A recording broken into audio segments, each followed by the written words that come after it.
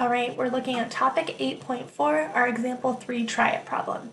This problem says that the measure of angle 1 is 4 times the measure of angle 2, that angle 1 and angle 2 are complementary, that angle 1 and angle 3 are vertical angles, and angle 3 and angle 4 are supplementary.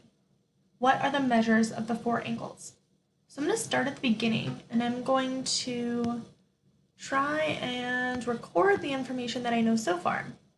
So I know that the measure of angle 1 is equal to 4 times the measure of angle 2. It says that angle 1 and angle 2 are complementary.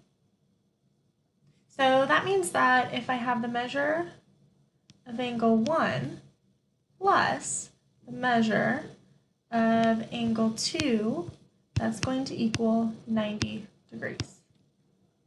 So up top, it says that the measure of angle 1 is equal to 4 times the measure of angle 2.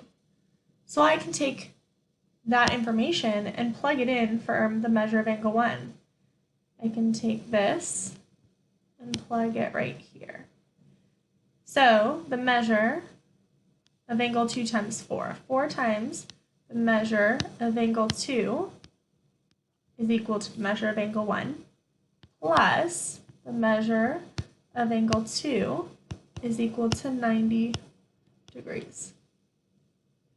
So the measure of angle 2 is 5 times right there. I have 4 angle 2 measurements plus another angle 2 measurement.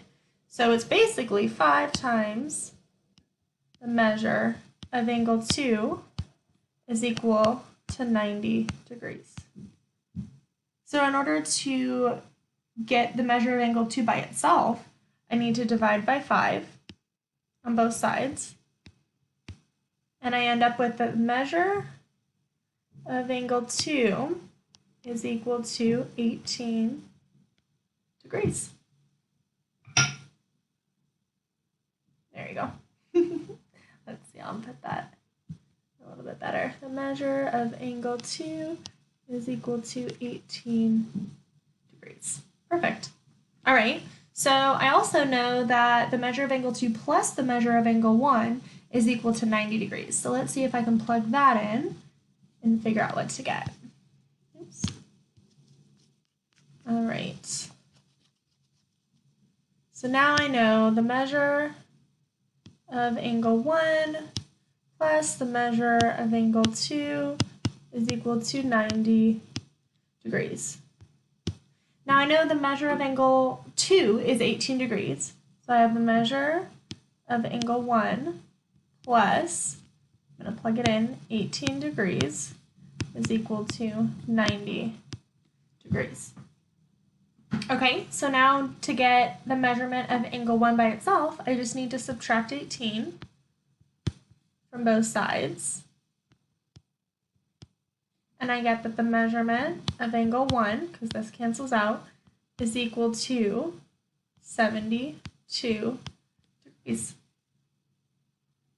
Awesome, so I'm going to list that over here. The measurement of angle 1 is equal to 72 degrees. Okay, so now I have 2 of my angles. Now the rest of this problem says that angle 1 and angle 3 are vertical angles. So that means that if 2 lines are intersecting, those angles are on opposite sides of that intersection, and those 2 angles are actually going to be equal. So I'm going to write that down.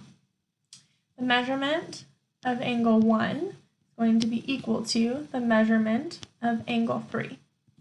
Now, I know that the measurement of angle 1 is 72, so I can plug that in. 72 degrees should be equal to the measurement of angle 3. There we go. So now I have the measurement of angle 3 is equal to 72 degrees. All right, and our last piece, let's erase this.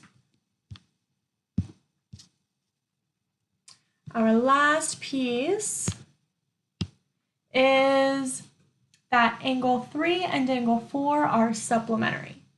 So that means that the measurement of angle 3 plus the measurement of angle 4 should be equal to 180 degrees. Now I know that the measurement of angle 3 is 72 degrees, so 72 degrees plus the measurement of angle 4 should be equal to 180 degrees. I'm going to subtract 72 from both sides,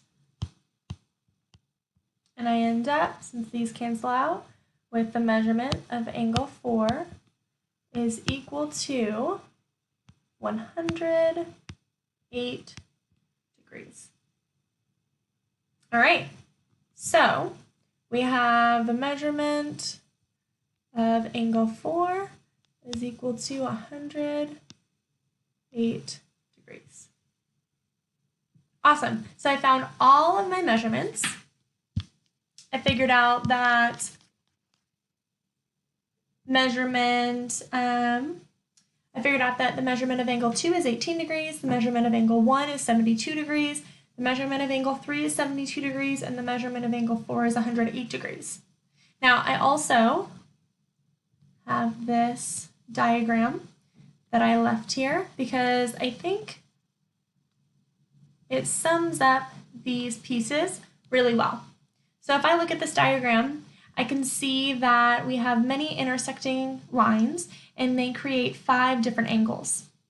So the little bubbles are explaining the angles, are explaining the relationships. This first one above angle 1 says this ray is shared by angle 1 and angle 2. So that line between angle 1 and angle 2 is shared by both angles. So that means that the angles are adjacent.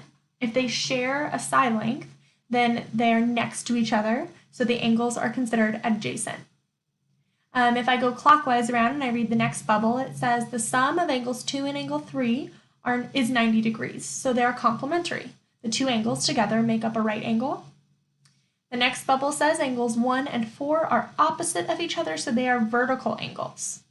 So angle 1 and angle 4 are opposite and they are vertical, and that means that they're actually equal to each other. And our last bubble says angles 4 and 5 form a straight line and add up to 180 degrees. So they are supplementary. They form a straight line. All right, I just thought that that was a really good image to help us understand these relationships and continue working with them.